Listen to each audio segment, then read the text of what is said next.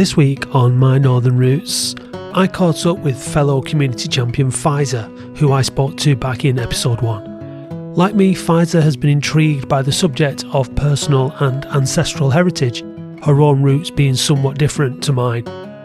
We discuss our Northern Roots community champion roles, how it has inspired us, and how a little empathy can go a long way. But first,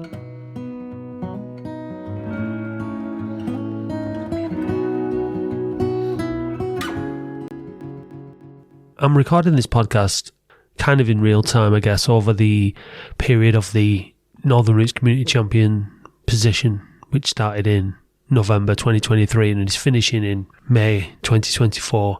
It's May 2024 now, and this is a kind of unscripted, unexpected interval in the podcast, really. Fortunately, my Uncle Jack passed away yesterday on the 16th of May. My Uncle Jack is, or was, the husband of my Aunt Marlene, who is my dad's sister, elder sister, and Jack and Marlene have been together since 1959. In fact, they got a message off the Queen a couple of years ago for their, I think, is it golden wedding anniversary, diamond wedding anniversary, platinum wedding, I don't know. They've been married a really long time and they got a message from the Queen anyway. And he's passed away, and obviously, the family's very upset about this, and he'd been sick for a while. He was in his 80s, and he passed away peacefully at home with his family around him. And, when you're recording a podcast about your roots and where you live and all that, and last week's episode was about my parents, and my dad was telling us about how he grew up. And, my dad was 7 when Marlene and Jack got together, so Jack was very much a big brother to my dad, and he's just always been there. And it just makes you think. It's quite poignant when things like this happen, when you start to think about things as they were, as they are, and as they will be. Marlene and Jack have just always been Marlene and Jack, and now it's just Marlene, and they've always been part of my life. And when I think back to my Uncle Jack in earliest memories, him and Marlene used to sit in their own chairs in the living room, and Jack used to smoke a pipe, and he'd smoke his condo tobacco. I don't know if you're familiar with pipe smoke. It's not something that you see very often these days, but it's very heavy, very wispy smoke. It's not like cigarette smoke or vapes or anything like that. It just kind of hangs in the air in this kind of silvery blue light that would just sort of like a cloud, and it used to smell amazing. Of all the kind of smoke, it's not good for us, but it had the best smell, and it's just something that you associated with him, packing his pipe up and lighting it up and watching with fascination as a kid, I guess. The snooker would be on, or the racing would be on. You talk about the football, and as a couple, just such a warm, compassionate, caring couple that would always give us the time of day whenever we called in. Even me, myself and my brother, or just myself, would just pop in. They just live on the next street, and you just call in and sit down and have a cup of tea and slice of pie or whatever. I just wanted to mark Jack's passing really on this podcast, because it's come, like I said, at a very kind of poignant time when I'm reflecting on what it means to be who I am and where we are. And 1959, when Jack and Marlene started to go out together, and then they got their house on Wellington Ave in Coppice, Worneth. Things have changed a lot, and we talk a lot about how things had changed, and they moved into what was an empty house, no heating, virtually nothing in it, and they've been there ever since. Yeah, and it's the end of an era, and it just makes you think. I've got cousins. Jack had great-grandchildren. Yeah, a funeral. We've not had a family funeral for quite a long time, and they're obviously always very emotional, and they bring everybody together, and it's an emotional moment. And I just wanted to acknowledge Jack and say that he was a great uncle and great guy, and we'll all miss him.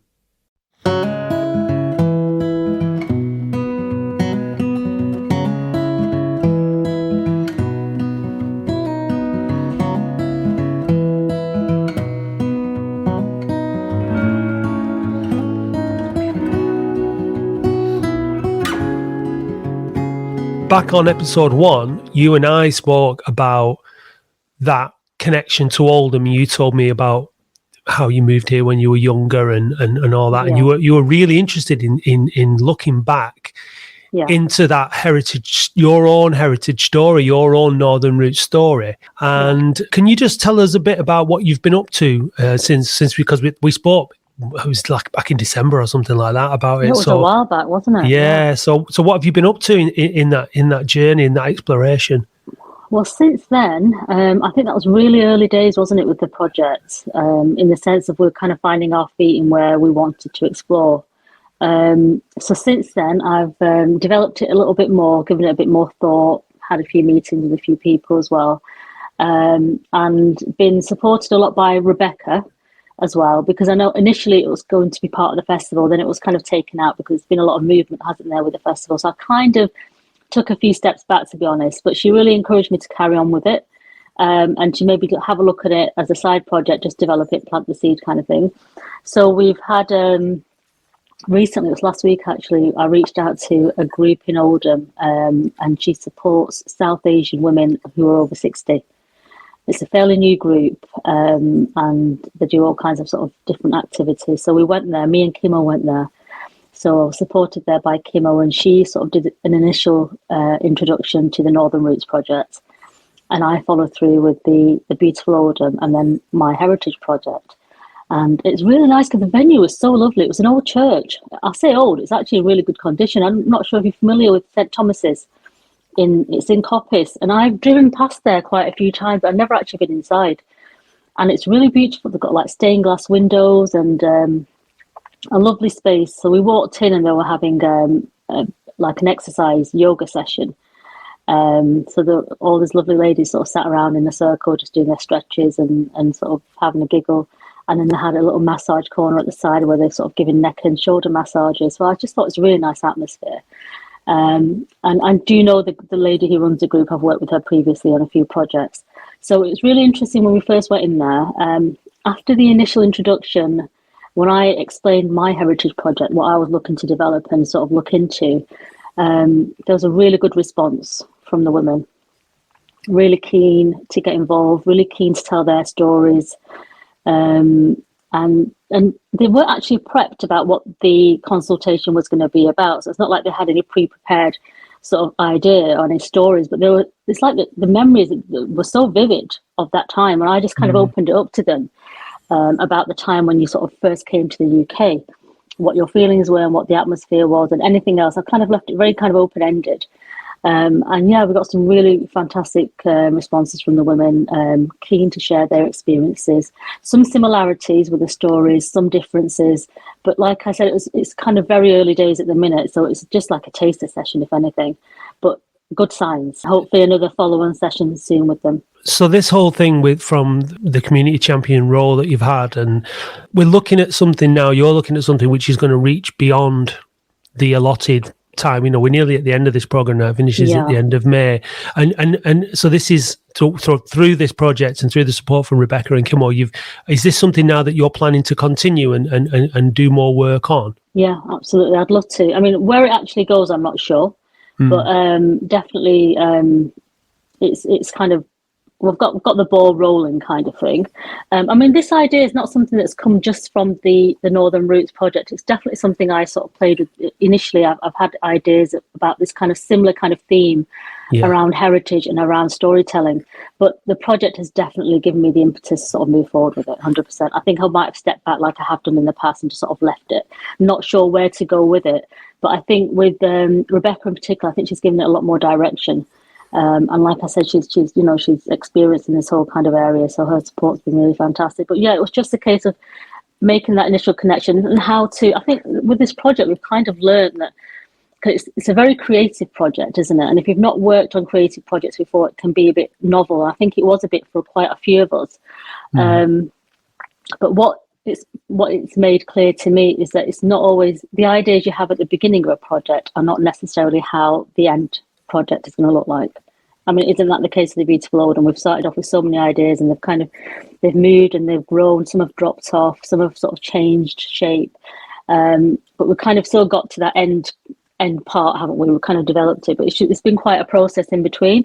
So that's what I've learned with this. I think I had a slightly more rigid idea about what I wanted to do, and I think now I'm opening up to just sort of maybe seeing where it leads.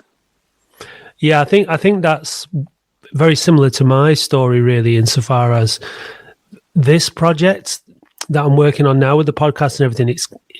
It was already formed in a way in my head in this kind of journey of looking back a little bit, and it's not a massive deep dive into like my family ancestry and my roots or anything like that. It's a bit broader, but without this project giving me the time to and the focus, whenever, I don't know when it would have happened. I like to think it would have happened at some point, but I don't know when it would have been. And I'm so happy that it's given me the opportunity to do it now, and I'm really happy that the future looks like there is an opportunity directly, potentially, and hopefully through Northern Roots, but certainly through our own individual desire to want to carry on the work that we've started.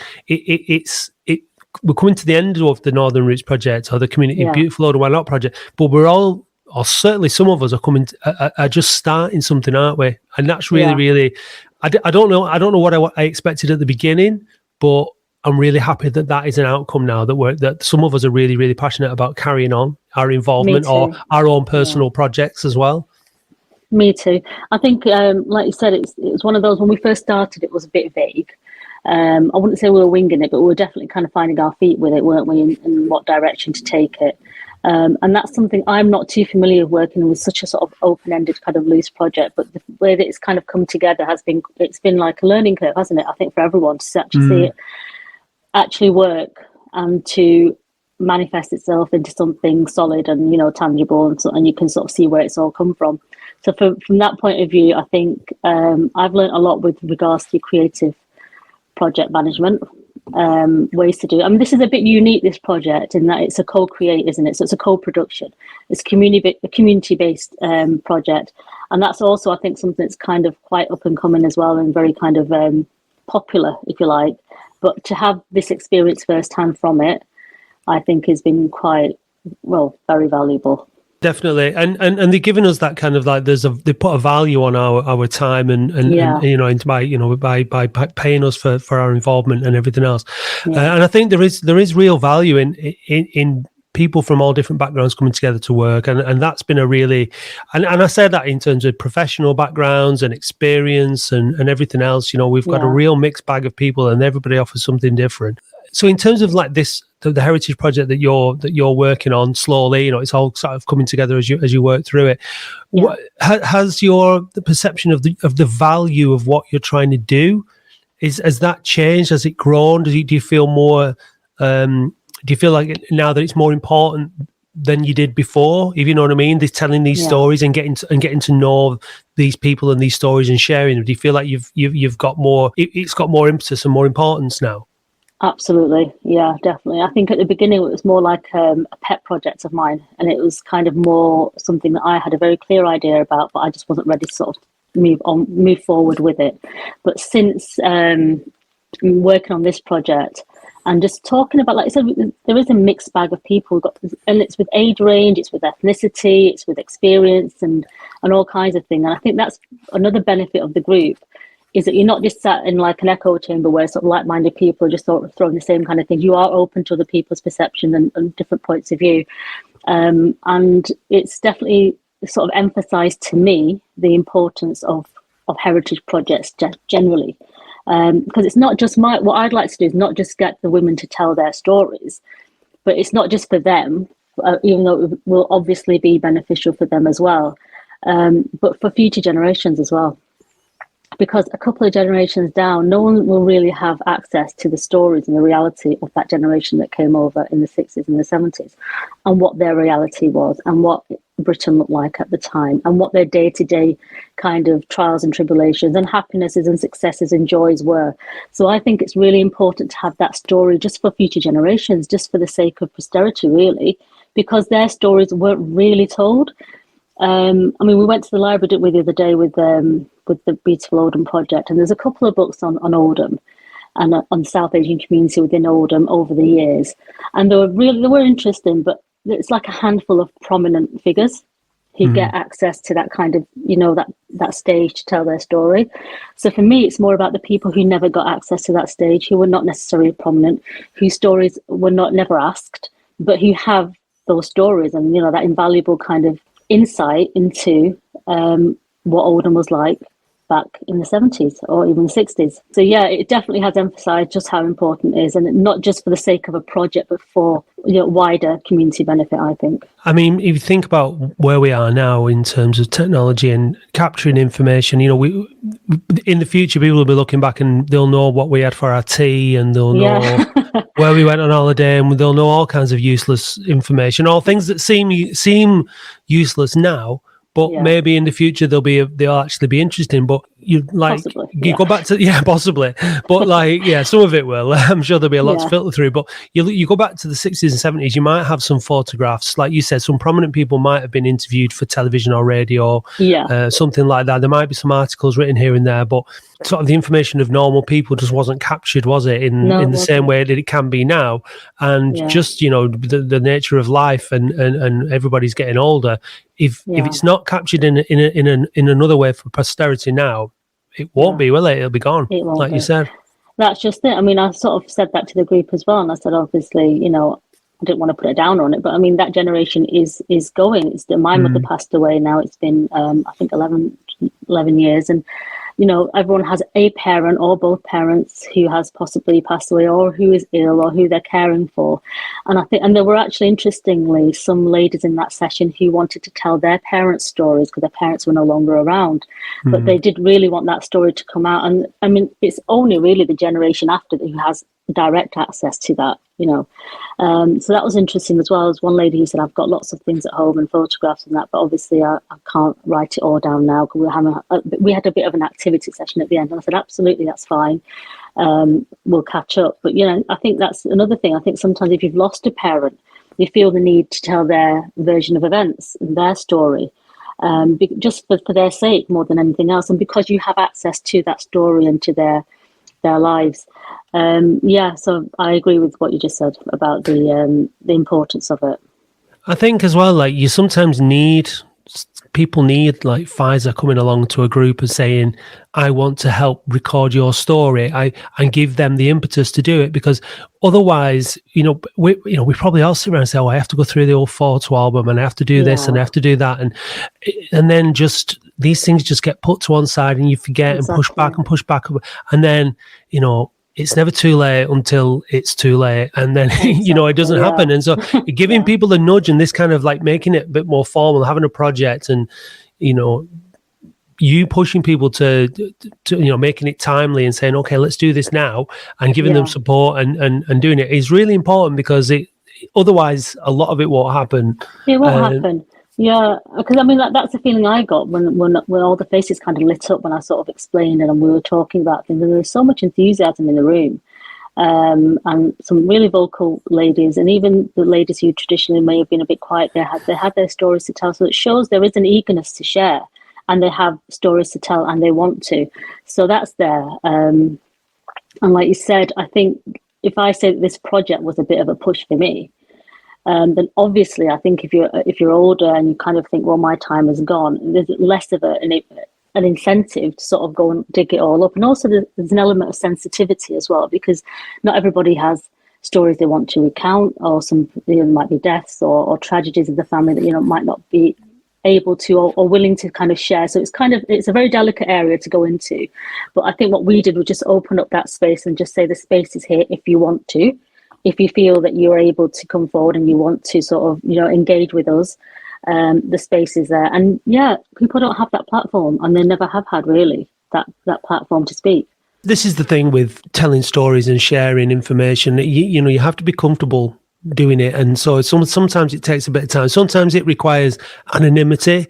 It's not necessarily like, you might get to a point with some people where they're prepared to share something with you, some stories with you, which are deeply personal, that you're able to share anonymously, as and that kind of thing, because obviously the deeper the impact of the story, the more profound it is, but it's the more difficult it is to get to get that someone to share that story in an appropriate setting. So then when you become onto the sort of like the creativity of how you present the information that you gather, whether it's through things like podcasts, through videos, written word, a combination of everything, art projects, there's loads and loads of really interesting avenues that you can go down in terms of how you present and tell those stories in the future. But you can't do any of it until you've actually curated all the stories and got people together and recorded it in one way or another. So I think it's a really, really important project, and I think it's something that I've been more than happy to, like we've already discussed briefly, and help you out going forward in it, because this I think is more vital now than ever, really, in terms of creating a community in Oldham which is empathetic and understanding and is able to sort of like see where each other's coming from and understand each other's stories. Exactly. There's a lot of people I think who want to try and help to deliver that, and I'm hoping that that's something we can do to. I think we mentioned like healing before. It's very healing to understand each other and give each other a bit of time. Yeah, it is, and like you said, it opens access to other people's history. So not everybody knows the reasons why. A few generations down might not know the reasons why. The stories tend to pass down from generation to generation, to how we came and why we came. And, there's a lot of, like you said, there's a lot of divisive kind of politics and that flying around nowadays, isn't there? And in a way, it could maybe work to ease that or to calm it. Everybody has a bit more perspective on the reality, on history, on policies, on how things happen. It can hopefully work also in a way to diffuse that, and you have more empathy towards someone's story if you understand how someone came and the struggles they went through, and vice versa. And it I think encourages integration as well within the community, just spaces where you can speak and understand and communicate, and that's only a good thing, isn't it? Trying to understand the similarities and why humans do what they do. I mean, I always think it's really funny because, the Brits abroad, they go to Spain, they go to wherever, they congregate together and they ghettoize parts of these places where, they serve English food and all the rest of it. And one of the criticisms that a lot of people in the UK will have is, well, people come over here and then they form their own little communities and, they do this and that. And it's like, well, there's a reason for it. The same reasons that when, some people go abroad, the Irish go abroad or the Italians go abroad or the English go abroad, wherever they go, that's because people need to be able to communicate with each other. They don't speak the language. It's just easier and it just makes a lot more sense.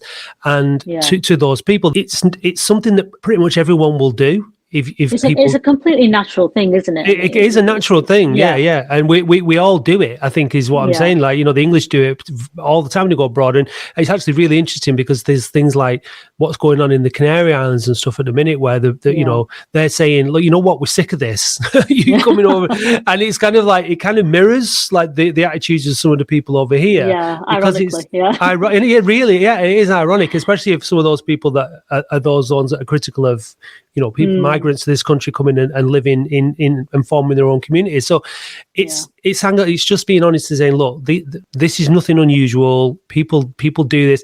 And then also the story of what's next, I think, is also really, really interesting, isn't it? I think, what looking back and saying, okay, this is why people came here. This is how people adapted and coped as well with such a massive change, to their lives, leaving family, leaving their home, etc., and then starting new families, having kids that are born here, grandkids that are born here, how society then changes and becomes different in the future. I just think it's endlessly fascinating to watch it, but you have to get involved in the conversation. You have to get involved in your community and get to know what's going on and understand people if you're going to, live peacefully and happily with the people around you. Because people are people. There's no big difference between anybody, really. Exactly, I don't think. Yeah, we're all kind of in the same boat, aren't we? We're living in the same town. We're kind of got the same struggles, but unfortunately, like you said, there is divisive elements within society that would like to sort of, elevate certain differences that don't really make a huge amount of difference. I would say about the point that you made on future generations. Ironically, there was something I studied this in my final year at uni. I did a dissertation on it, and it was something called the myth of return. And it was an actual thing. It's a myth of return, because when the first generations came from India and Pakistan, Bangladesh, and in the Caribbean, there was a myth that they were going to come for a small amount of time and then go back. Because this is post Second World War, and then obviously post partition, and there was an understanding that obviously we'd be able to go for a bit. Maybe there's some job opportunities there, and we can make some money and come back. And there was this genuine thinking that we were just going to. It was, first of all, it was just the men. The women came afterwards, and there wasn't this plan of staying long term and growing roots and having children, and sort of, it wasn't meant to be that way. So this myth of return turned out to be just that. It was a myth, because it never happened for the majority of people. There were a few people who did end up doing that. I know families who, when the children were still quite young and in primary school, just said, right, we're gonna go back, because if it's not now, it's not going to happen. Because they'd seen that other families' children had grown older, they'd gone to secondary school, and it's harder when you let's say you're doing your GCSEs or your A levels. There's more of a sacrifice on part of the children, and so they're not as willing. So there were a few families who packed up and went back as per the plan, but obviously the vast majority couldn't do that, and life happens, and children happen, and then they go to school, and then they have their plans, and then they have their own ideas for their future.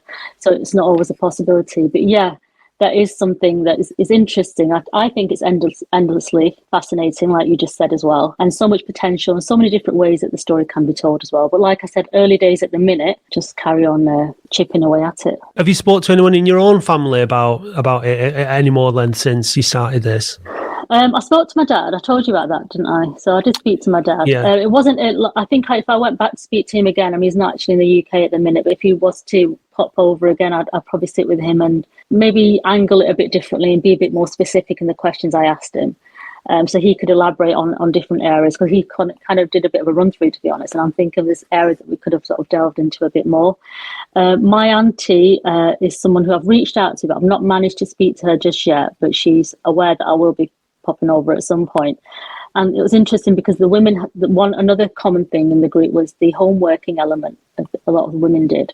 Because they had children at home, and a lot of them couldn't speak English, they weren't comfortable going out to work, and there was a very much a feeling of who's going to employ us.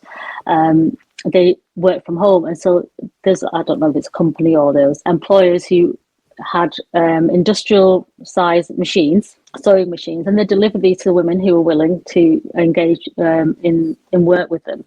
And then they'd give them sort of big bin bags full of clothes, and they would get pennies, I think, if I remember correctly, for each garment. But and one of the women in the group said, I did it for like 20 years, which is like a long time. I know my auntie did it for a few years. My mother did it for a few years as well, but then they stopped. But obviously there's clearly people who carried on. And it must have been quite a successful industry if it went for that long. But yeah, that's actually something I'd like to speak to her about in a bit more detail as well, is that's an experience specific to the women. As opposed to the men. The men were obviously going out to work, whether it's in the mills or later on in their own businesses. But for the women who were at home, the theme I got running through was there was a lot of isolation back then, a lot of isolation. And obviously working from home kind of adds to the isolation. But yeah, that's another theme that I'd like to look into. Just before we wrap up, I noticed something in the news this week. I think the guy might have been Ghanaian or something like that. I could be wrong, but African guy who's been living in the UK for 42 years has been told that he's, not British and not secure to be here, sort of thing. I haven't read up too much about it, but I've seen the headlines, and it just it gets me thinking about it because of what I'm talking about on the podcast and northern roots and identity and what it takes to feel. I feel northern. I'm English. I've got a bit of Italian ancestry, but I don't really feel Italian because I've only been there twice and that kind of thing. I can't claim sort of that it shaped me or formed me in any way. But a guy who's lived in the country for 42 years, he's probably going to feel very much formed by this country and a deep affinity to it, I should imagine. And I'm just like thinking about at what point, this sense of identity, at what point do you, and this is a really difficult, it's not a question you can necessarily answer, but it's more of a rhetorical question, but at what point do you start to feel products of where you are and where you live and where your family were born, and your heritage. You know, like you've got a lot of Americans who are like, we're Irish or whatever, but it's hundreds of years since they were. I don't know. Do you know what I'm saying? There's like this thing of identity. Yeah. Does it even matter? Is it a thing? Does it, you know, is it relevant? Is it irrelevant? You know, what do you think? I think it's an interesting conversation to have. I think it's probably different for everybody, isn't it? It probably depends on your circumstances and your story again. I mean, there is an assumption that everyone's story is the same, but obviously there's so many discrepancies in everyone's stories. But I mean, that story, I've seen that as well, and it doesn't surprise me, unfortunately, Matt, I've got to say. It saddens me, but it doesn't surprise me. I'm really interested at the moment, and this project has really got me interested. I'm not really interested in the notion of nationalities and global this. I think local, focusing on what's happening locally is really important. The people around you, the people that are around you, they're here. So, like, you know, it's like it's like living in the moment. It's like whatever's present, whatever's. You know, that's what we need to deal with. Let's focus on our own. You know, there's obviously a lot going on in politics and things like that, and a lot of gaslighting and a lot of distraction and stuff. But let's just focus on what's immediately in front of you. You know, that's what's important. That's all you can actually really affect, isn't it? That's exactly. The only kind of thing you've actually got any control over. Not to say that you shouldn't have an interest in anything you want, obviously, or wider political issues or social issues. But like you said, you don't really have as much power or control. Everything kind of starts local, isn't it? Generally, anyway, most movements have started locally and they've started small, haven't they?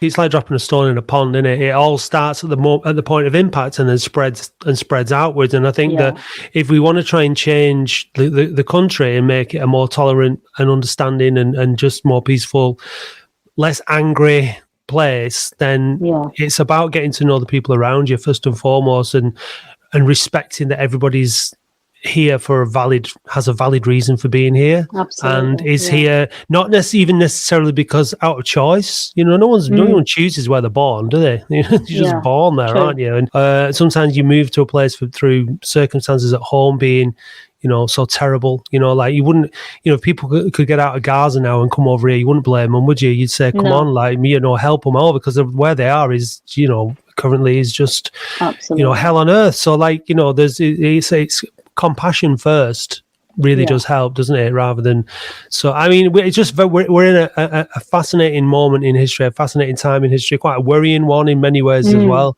But I think just to sort of wrap it up, I think we're on the same page in terms of understanding who we are by understanding where we are, I guess, as well. Yeah. Yeah. Yeah, 100%. I'm looking at add on to that. Really. Very well said, Matt. Thanks. Yeah, brilliant. Okay, well, thanks for your time again, Faiza. No worries. I'll see you tomorrow. I'll see you tomorrow. Yeah. All right. Cheers. All right. No, you take care of yourself. Bye now. Yeah, you too. See you later. Bye. Next week on My Northern Roots, I talk to Jan Hicks from Oldham Council's Archive Department. I work as a kind of a historian, and I've studied history through school. And as an adult, one of the things that I now understand is we are told a version of history. The curriculum is put together for a purpose. And actually, history is more than that.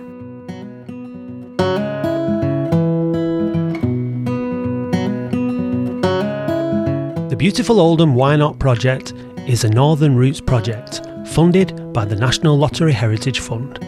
If you'd like to learn more about Northern Roots, please visit northern-roots.uk.